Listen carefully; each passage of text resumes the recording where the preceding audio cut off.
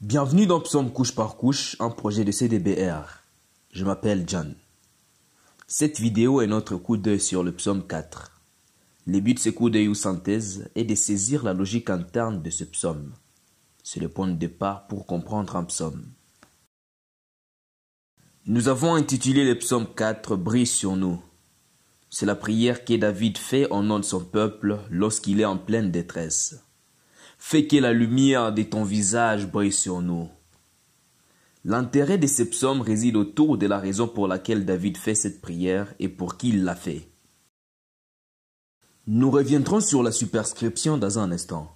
Tout d'abord, nous commençons par la détresse de David. Il crie « Réponds-moi quand j'écris, Dieu de ma justice. Tu as soulagé ma détresse dans le passé. » Ici, l'implication est que Dieu peut soulager sa détresse une fois de plus. Nous en saurons plus sur la détresse au verset 3, le début de la section suivante.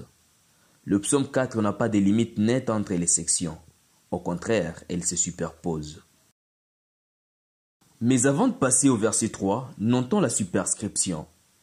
Pour les chefs des chœurs, avec des instruments en cordes, un psaume de David. David est roi.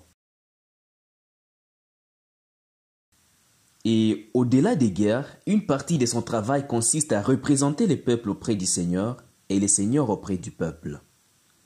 Cela explique pourquoi nous l'entendons parfois parler de lui-même, seul, et parfois de tout le peuple. Nous devons toujours être conscients qu'il peut parler au nom du peuple, et pas seulement en son nom à lui seul. L'expression pour les chefs des chœurs indique que ces psaumes étaient destinés à être utilisés au temple pour les cultes. Cela signifie que même si un incident historique unique est à l'origine de ce psaume, le psaume lui-même était très probablement destiné à d'autres fins que le simple rappel de cet incident. Cela signifie que même si nous pouvons découvrir la détresse initiale qui a suscité ce psaume, il n'est pas probablement limité à ces circonstances.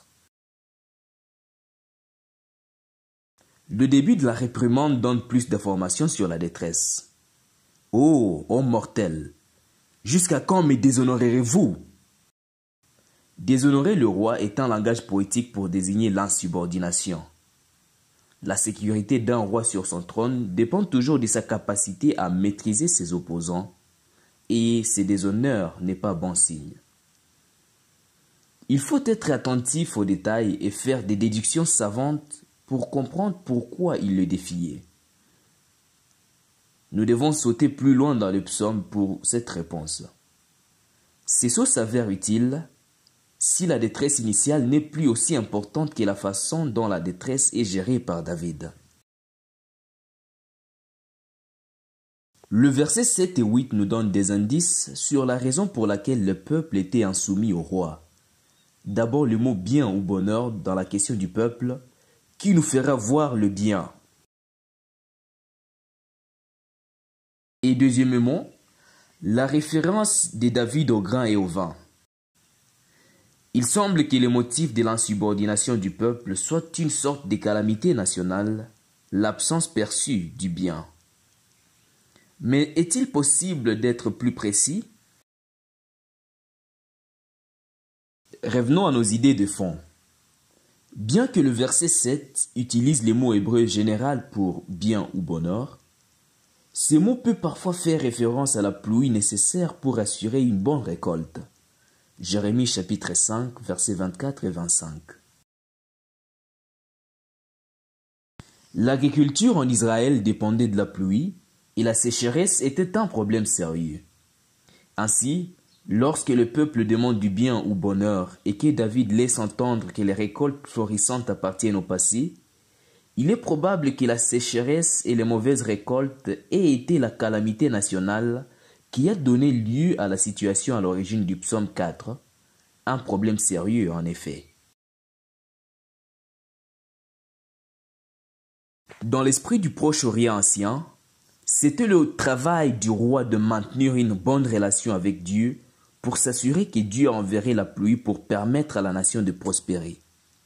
Ainsi, lorsque les récoltes étaient mauvaises, il n'est pas surprenant que le roi soit tenu pour responsable. Il est donc probable que les problèmes du début de ce psaume, le fait que le roi David est déshonoré, soient dus à cette calamité nationale dont le peuple tient David pour responsable. Nous revenons maintenant au reste du verset 3 dans notre traduction proche mais claire. Cette traduction est un outil pour rester aussi proche de l'hébreu que possible, tout en étant clair en français. Nous y avons. Combien de temps aimerez-vous la vanité? Jusqu'à quand rechercherez-vous le mensonge? Mais dans notre traduction dynamique, qui prend en compte toute la sémantique lexicale, nous traduisons cela par « Jusqu'à quand vous consacrerez-vous à des idoles sans valeur et courez-vous après des faux dieux ?» Vanité et mensonge étaient des euphémismes pour désigner les faux dieux. Comment est-ce que tout cela marche ensemble? La panique devant la calamité nationale, comme la sécheresse, peut être la réponse. En temps de crise, notamment de sécheresse, souvent le peuple se tournait vers d'autres dieux. Une image plus complète de la détresse pourrait être qu'une calamité a frappé la terre, probablement sous forme de la sécheresse, et que les récoltes ont fait défaut. En réaction, le peuple a rejeté à la fois le Seigneur et son roi. Le Seigneur n'a pas fourni les biens ou le bonheur dont ils ont besoin, notamment la pluie, et le roi a également failli à sa responsabilité de veiller à ce que Dieu pourvoie à leurs besoins. La réponse de David aborde ce rejet. Sachez ceci, le Seigneur a mis à part celui qui est loyal. David est ici personnellement impliqué. Ce n'est pas un prophète déconnecté qui réprimande le peuple pour avoir abandonné Dieu. Il s'agit de David qui reproche au peuple de l'abandonner lui-même, celui que le Seigneur a mis à part comme partenaire loyal de son alliance. David poursuit. Le Seigneur m'attend quand j'appelle. Dieu n'a pas abandonné Israël ni David. David insiste sur le fait que sa position devant Dieu est aussi bonne que jamais et que le peuple a tort de le remettre en question, même face à la calamité. Au lieu de se détourner des dieux lorsque la calamité frappe, il les exhorte à se tourner vers Dieu. Tremblez de peur et ne péchez plus. Réfléchissez sur vos lits et faites silence. Il y a ici un changement subtil qui est déterminant pour la manière dont ce psaume fonctionne. Ces personnes que David réprimande ont causé sa propre détresse. Elles sont dans le rôle d'ennemis qui les défient. Mais il ne les traite pas comme des ennemis. Il ne les menace pas de bataille ou de punition. Au contraire, il les traite comme des personnes dont il est responsable. Il les supplie de se repentir et d'arrêter de pécher. Le verset 6 montre l'espoir que le peuple va se repentir. Offrez des sacrifices convenables et faites confiance à l'Éternel. De la réprimande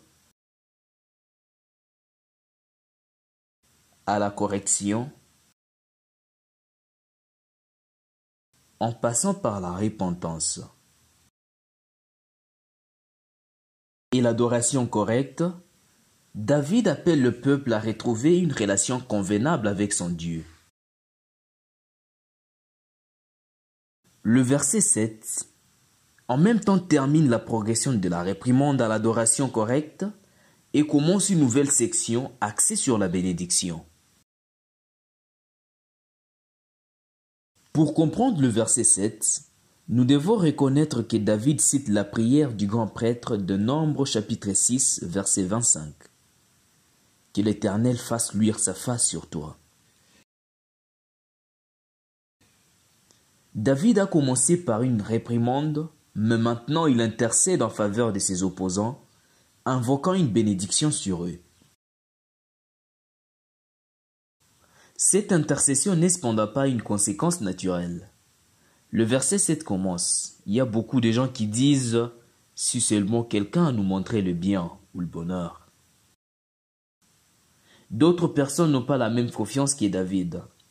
Ils doutent que Dieu puisse résoudre leur calamité nationale et se demandent s'ils ne doivent pas tourner ailleurs. David ne doute pas de Dieu, Mais bien plus que cela, il bénit les peuples, même pendant leurs doutes et leur idolâtrie. Notez le passage de la prière du grand prêtre à la prière propre à David. David ne se contente pas d'invoquer une bénédiction sur le peuple. Il s'inclut également lui-même. Il s'identifie avec les peuples. C'est ça même le cœur de ce psaume, que David, en tant que roi, ne traite pas le peuple comme son comportement le mérite. Au lieu de les attaquer, il s'identifie avec eux et représente le Seigneur pour eux. C'est un Seigneur qui fait briller son visage sur son peuple et qui lui fait grâce au lieu de les juger. Un appel à la repentance est venu en premier, ainsi qu'une exhortation à un culte correct. Mais ici, où David intercède réellement, il incarne le rôle du roi dans sa plénitude. Il porte à Dieu les besoins du peuple, mais il invoque aussi la bénédiction de Dieu sur le peuple, en s'identifiant lui-même comme l'un d'entre eux. L'intercession pour la bénédiction devient tout à coup une réalité. L'ancienne détresse de David disparaît. Maintenant sa joie surpasse celle qu'il avait à l'apogée de la vie ancienne, lors des moissons, avec du grain et du vin en abondance. Maintenant, au lieu de passer des nuits blanches à crier, il peut s'endormir facilement et dormir paisiblement, car il sait qui assure sa vie. Ce n'est pas l'absence d'opposants ou d'ennemis, c'est le Seigneur seul qui sécurise sa vie. En regardant le psaume dans son ensemble, nous voyons une structure problème-solution. La détresse est le problème. La solution consiste à réprimander le peuple qui défie David, puis à intercéder en sa faveur. Lorsque la solution est pleinement exécutée, les résultats c'est la paix. Cette structure donne le message que, pour que David soit soulagé de sa détresse, son travail consiste à intercéder. C'est lorsque David intercède qu'il obtient la paix. Bien que cette structure soit logique, le langage du psaume suggère un accent différent, comme l'indiquent nos sections. David a connu la détresse, puis il a réprimandé, puis il a à la fois béni les autres et expérimenté la bénédiction lui-même. L'intercession est liée à la seule idée de la bénédiction, bénir les autres pour être béni soi-même. Le verset 6, « Offrez des sacrifices convenables, faites confiance à l'Éternel » est lié à la fois à la première et à la dernière section, avec des racines répétées de la justice et de la confiance ou de la sécurité. Les dieux justes, c'est lui qui justifie, et c'est lui qui exige des sacrifices convenables. Et sera en sécurité, c'est lui qui se confie dans les seigneurs. Le psaume commence par un appel de David à un Dieu juste pour qu'il les défende, et se termine par la confiance de David, sa sécurité en Dieu. Les milieux du verset 6 offrent cette même relation au peuple, s'il se répand et participe à la justice de Dieu par ses sacrifices, et s'il fait confiance à Dieu comme David le fait. Ce psaume est une invitation au peuple à être comme David et à connaître Dieu comme David le fait. David s'est d'abord identifié au peuple qui est maintenant exhorté à être lui aussi comme David. Nous pouvons voir ici un possible changement d'accentuation, car le psaume a été préparé pour les chefs des chœurs, pour le temple. Il ne s'agit plus seulement de la prière de David, mais aussi de celle du peuple. Avec cela en tête, nous allons maintenant lire le psaume dans son intégralité. Réponds-moi quand j'écris, Dieu de ma justice, qui m'a accordé le secours dans la détresse. Sois miséricordieux envers moi et écoute ma prière. Vous, hommes mortels, jusqu'à quand transformerez-vous mon honneur en honte?